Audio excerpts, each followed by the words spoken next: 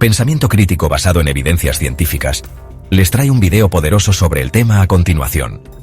El Vaticano, un símbolo de fe para millones, pero también un laberinto de secretos que harían temblar al mundo. En este viaje aterrador, nos adentraremos en los rincones más oscuros de la Iglesia Católica, donde la verdad se esconde bajo capas de poder e hipocresía.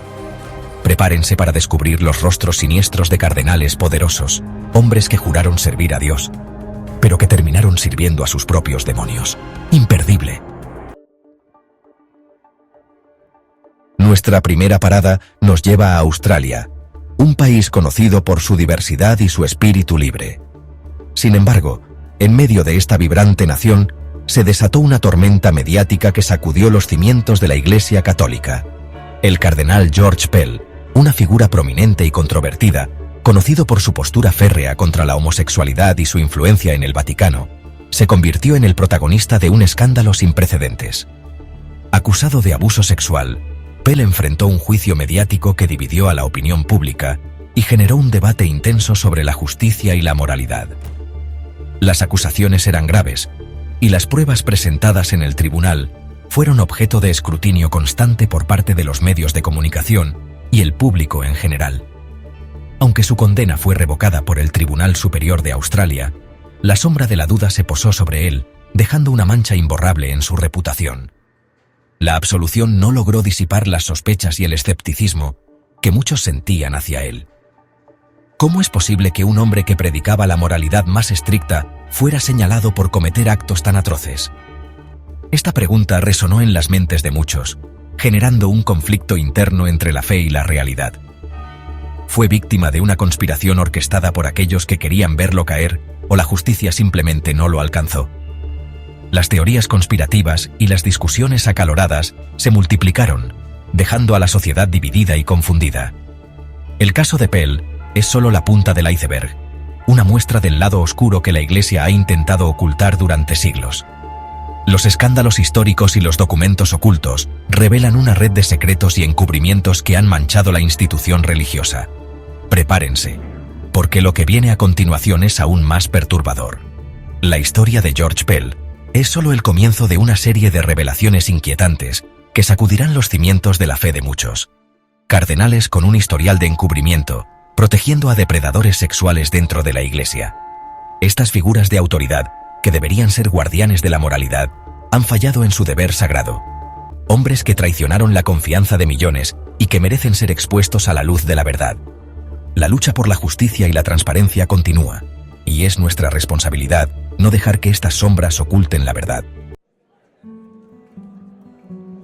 Viajamos ahora a Italia, el corazón de la Iglesia Católica, donde nos encontramos con la figura imponente del cardenal Angelo Sodano.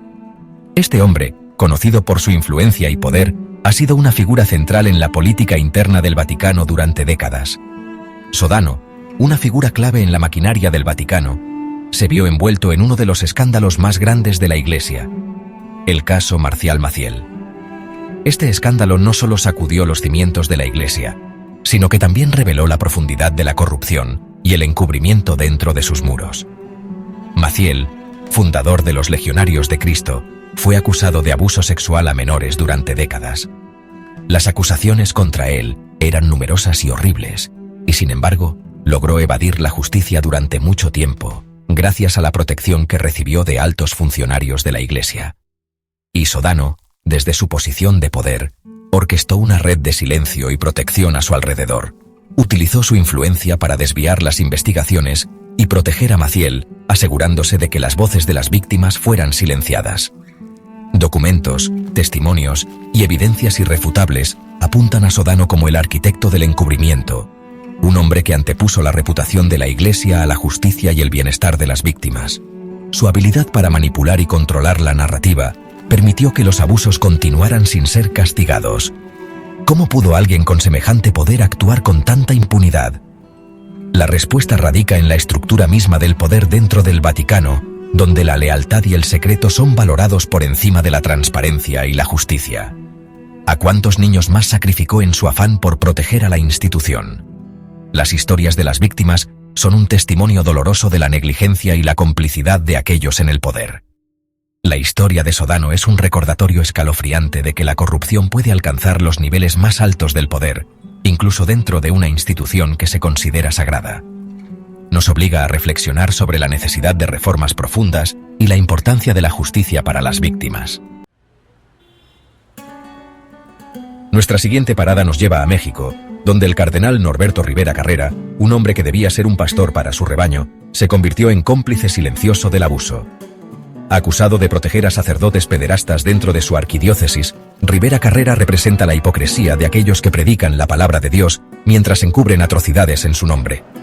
Las denuncias en su contra se acumulan, historias desgarradoras de víctimas que clamaron por justicia, pero solo encontraron silencio e indiferencia por parte de quien debía protegerlas. ¿Cómo puede un hombre que juró servir a Dios ignorar el dolor de los más vulnerables? ¿Acaso la ambición y el poder pueden más que la compasión y la justicia? El caso de Rivera Carrera es un recordatorio de que la podredumbre puede extenderse hasta los rincones más insospechados, incluso en aquellos lugares donde se supone que reina la santidad. Continuamos nuestro recorrido en Chile, donde el cardenal Francisco Javier Errázuriz se vio envuelto en el escándalo del sacerdote Fernando Karadima. Karadima, un influyente sacerdote chileno, abusó sexualmente de menores durante décadas, amparado por una red de silencio y complicidad dentro de la Iglesia.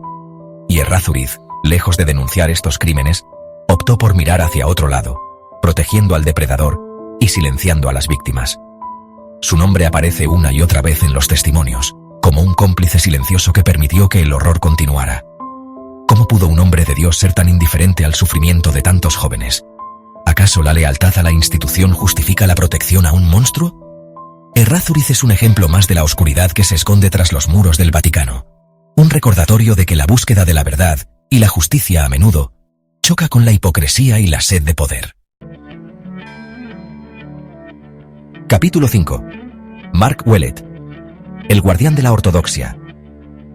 Nuestra travesía nos lleva ahora a Canadá, donde el cardenal Mark Ouellet, miembro de círculos ultraconservadores, se erige como un guardián de la ortodoxia, pero detrás de su fachada de rectitud moral se esconde un historial de silencio cómplice.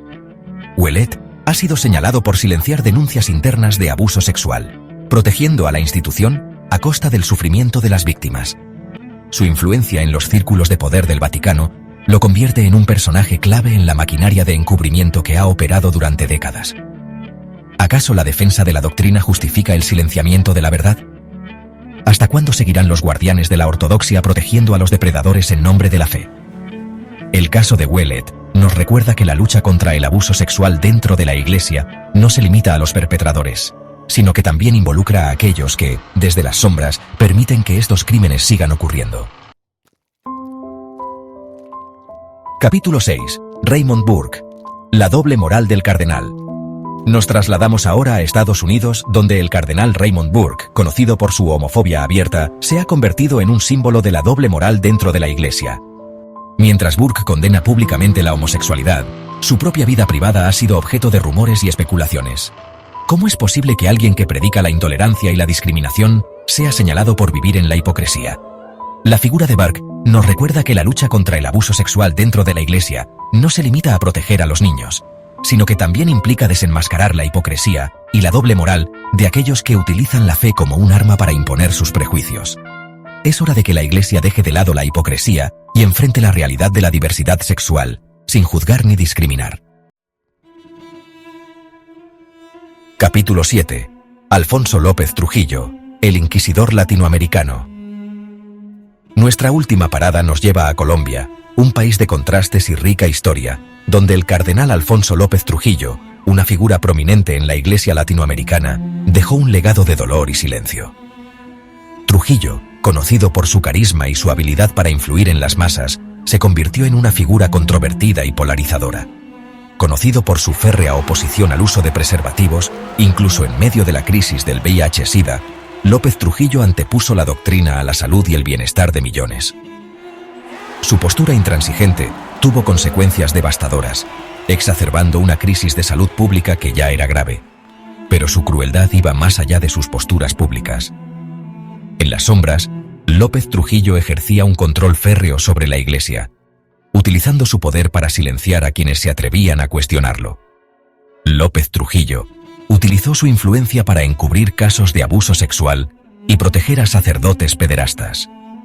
Su red de encubrimiento se extendía por toda la región, dejando a muchas víctimas sin justicia y sin voz. Su historia es un recordatorio de que la lucha contra el abuso sexual dentro de la Iglesia no se limita a llevar a los culpables ante la justicia, sino que también implica desmantelar las estructuras de poder que les permiten actuar con impunidad. Estas estructuras, profundamente arraigadas, han permitido que el abuso continúe sin control, sino que también implica desmantelar las estructuras de poder que les permiten actuar con impunidad. La jerarquía eclesiástica, con sus complejas redes de lealtad y secreto, ha sido un obstáculo significativo en la búsqueda de justicia. Es hora de que la Iglesia en Latinoamérica se libere de las cadenas de la hipocresía y el silencio, y se enfrente a sus propios demonios. Solo así podrá comenzar a sanar y a reconstruir la confianza de sus fieles, y se convierta en un faro de esperanza y justicia para todos. La transformación no será fácil, pero es esencial para el futuro de la Iglesia y para la dignidad de todas las personas que buscan en ella un refugio espiritual. Hemos llegado al final de este aterrador recorrido por los secretos oscuros del Vaticano. 7 cardenales, 7 historias de abuso, encubrimiento e hipocresía que nos recuerdan que la maldad puede esconderse bajo la sotana más sagrada. La Iglesia Católica, una institución que debería ser un faro de luz y esperanza, ha fallado a millones al proteger a depredadores sexuales entre sus filas. Es hora de que la verdad salga a la luz, de que las víctimas sean escuchadas y de que los culpables, sin importar su rango, enfrenten la justicia. No podemos permitir que la fe sea utilizada como escudo para encubrir atrocidades. Es momento de exigir transparencia, rendición de cuentas y un cambio radical dentro de la Iglesia. El futuro de la fe depende de ello.